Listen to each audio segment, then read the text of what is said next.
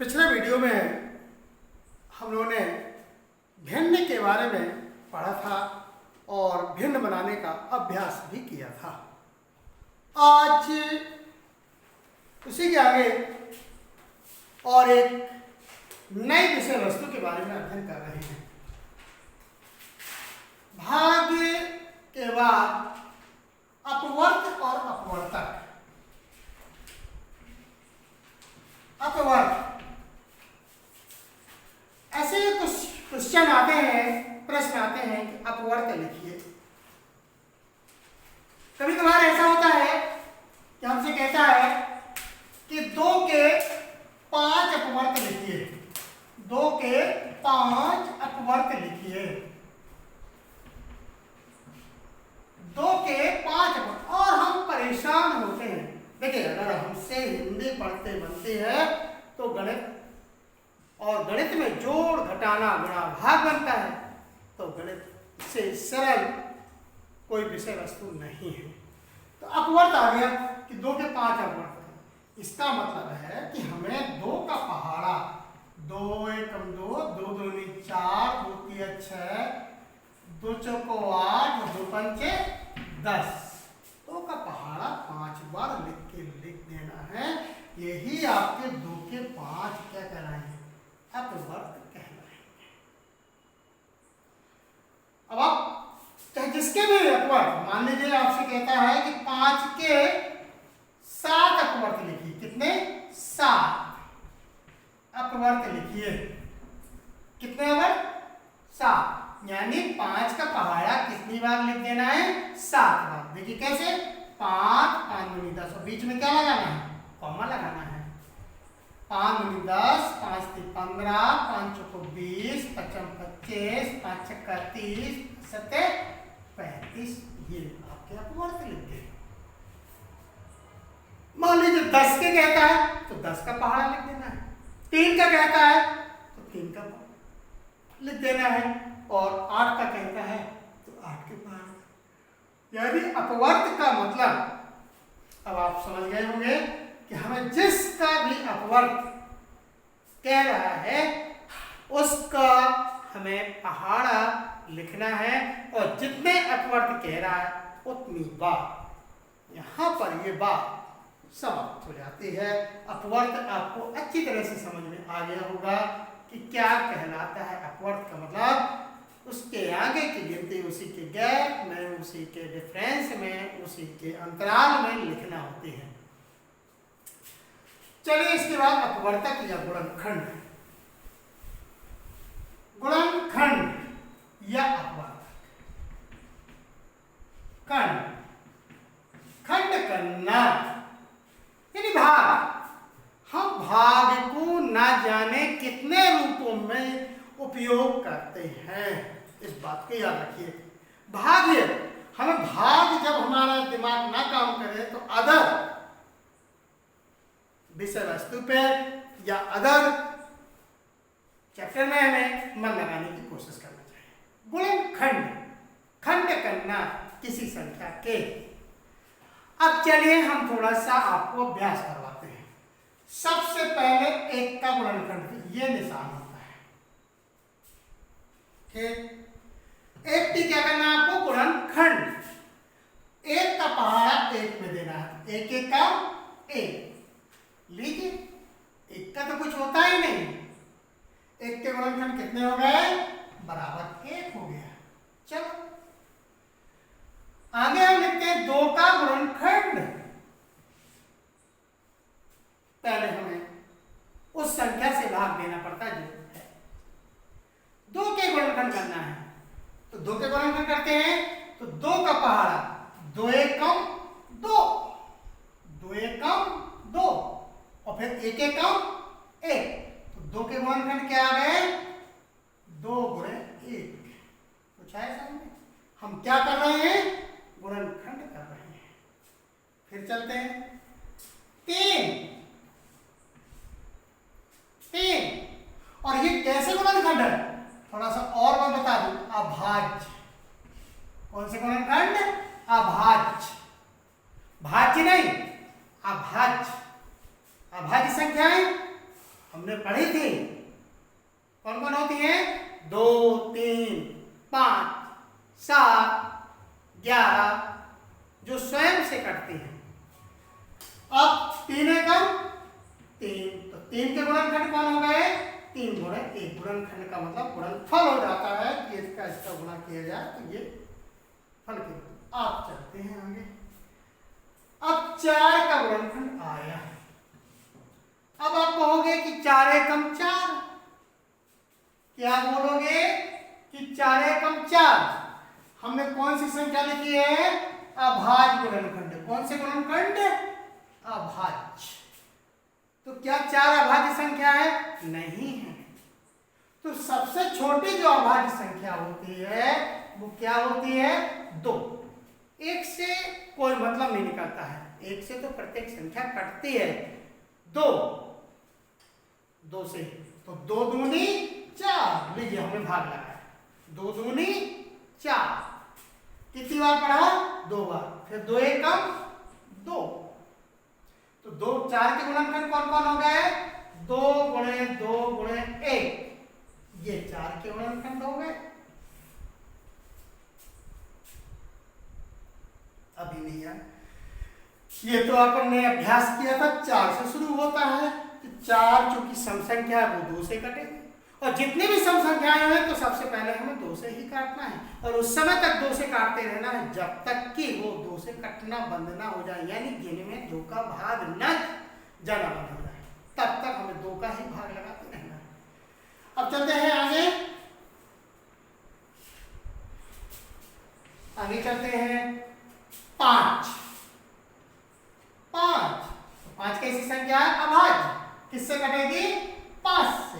तो 5 के गुणनखंड क्या हो गए? 5 गुणे 1। चलो और आगे करते हैं। 6 से नहीं काटेंगे। आप सोच रहे होंगे कि 1 को 1 से हमने काट दिया, 2 को 2 से काट दिया, 3 से 3 काट दिया, लेकिन हमने 4 को नहीं काटा क्योंकि 4 अभाज्य संख्या नहीं है। जितनी अभाज्य संख्या है वो तो स्वयं से कटेगी, बाकी अगर सम है तो अपन को पहले 2 से काटना है। जब कोई 2 से, तो इसे काटने का मतलब है कि चाकू से नहीं काटना है, हमको भाग लगाना है। क्या लगाना है? भाग लगाना है, ना कि चाकू और हंसिया से काटना है, यानी विभाजित करना है। और कोई भी सम संख्या अगर होगी वो 2 से विभाजित होगी। ठीक, चलो 6। 2 के पहाड़ा में 6 आता है कि नहीं? यानी पहाड़े हमसे बनना चाहिए। 2 के पहाड़ा में 6 आता है। पढ़िए, 2 2 दूनी 4, 2 तिया 6। कितनी बार पढ़ा अपन ने? फिर पढ़िए, 2 2 दूनी 4, 2 तिया 6। कितनी बार पढ़ा? 3 बार। लीजिए, अब आपको पता है कि 3 कैसी संख्या हमारी?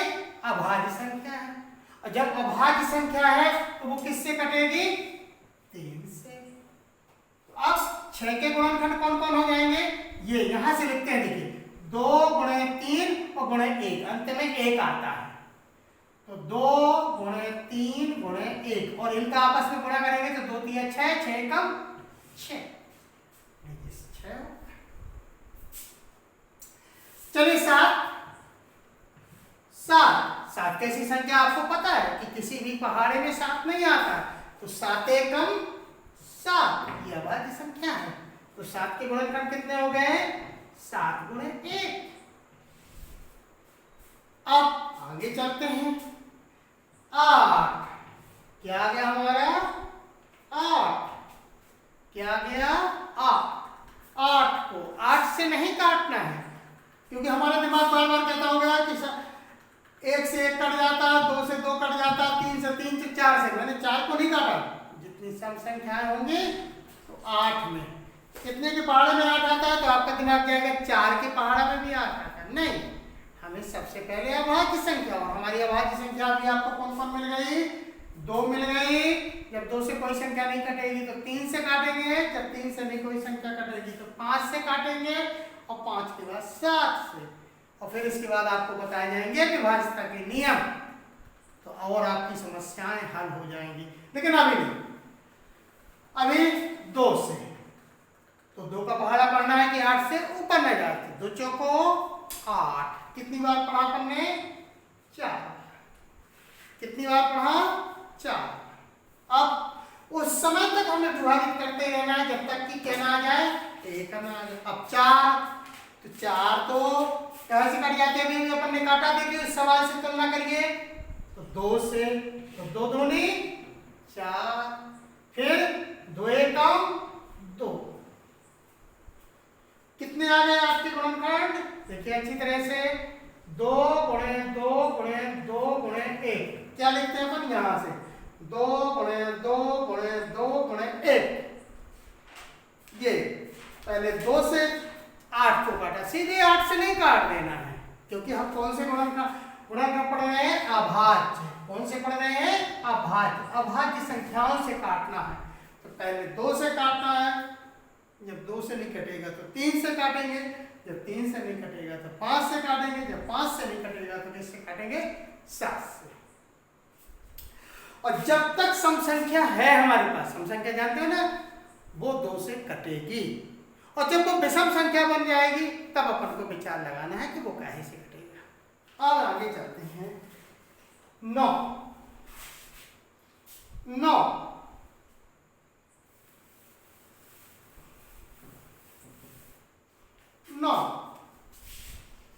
अच्छा, देखिए अब 9 आ गया। धीरे धीरे हम बढ़ रहे हैं।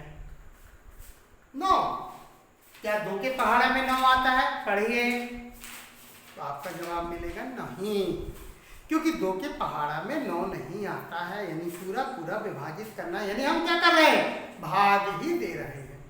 2 के पहाड़ा में 9 नहीं आता। किसके पहाड़ा में आता है? आप 3 का पहाड़ा पढ़ते, तो 3 त्रिका 9, 3 का पहाड़ा पड़ा कितनी बार? तो 3 त्रिका 9 हो गया। फिर 3 एकम 3, तो 9 के गुणनखंड कौन कौन से हो गए? 3 गुणे 3 गुणे 1। और चलते हैं, 9 के बाद क्या आता है? 10।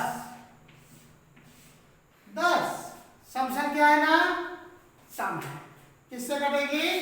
2 से, तो 2 पंचे 10। आपने अभी तक देखा कि जितनी सम संख्याएं हैं वो किससे कटती हैं? 2 से।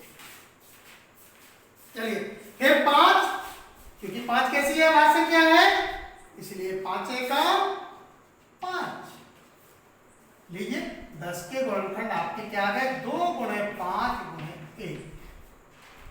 इस प्रकार से आपको 100 तक की प्रत्येक संख्या का गुणनखंड करके कार्य करना है अपने शिक्षक के माध्यम से, अपने माता पिता के माध्यम से।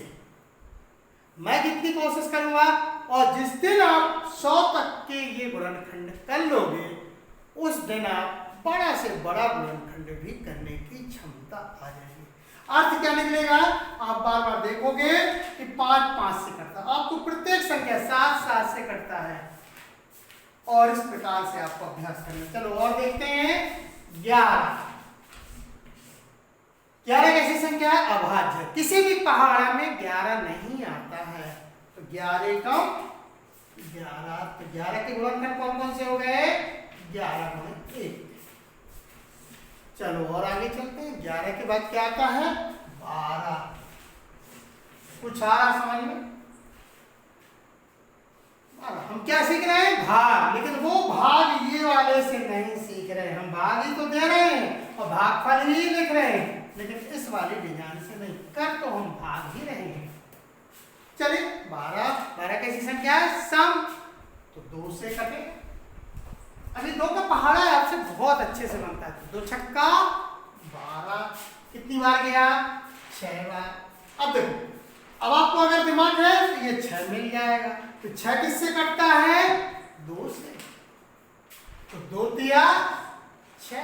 फिर आपको 3 मिल जाएगा, तो 3 किससे कटता है? केवल 3 से, तो 3 का 3। लीजिए अब आपके 12 के गुणनखंड कौन कौन हो गए? 2 गुणे 2 गुणे 3 गुणे 1। ये कहां से हम लिखते हैं? ये वाला 2 2 3, और इसको लिख देते हैं 1, क्योंकि 1 से 1 को काटेंगे फिर 1 आ जाएगा, इसलिए लास्ट में जब 1, यानी अभाज्य गुणनखंड करना है, कहां तक काटना है? 1। चलो और लेते हैं। इसके बाद 12 के बाद क्या आएगा? 13। किसी भी पहाड़े में 13 आपको नहीं मिला है, क्योंकि ऐसी संख्या है अभाज्य संख्या। जो अभाज्य संख्या है उनको आप गुणा के निशान ऐसे टिक करते जाइए, ऐसे टिक करते जाइए क्रम से, तो आपको अभाज्य संख्या गिनने में आ जाएंगी। ठीक है, 13 13 कम 13 कितनी बार कटा?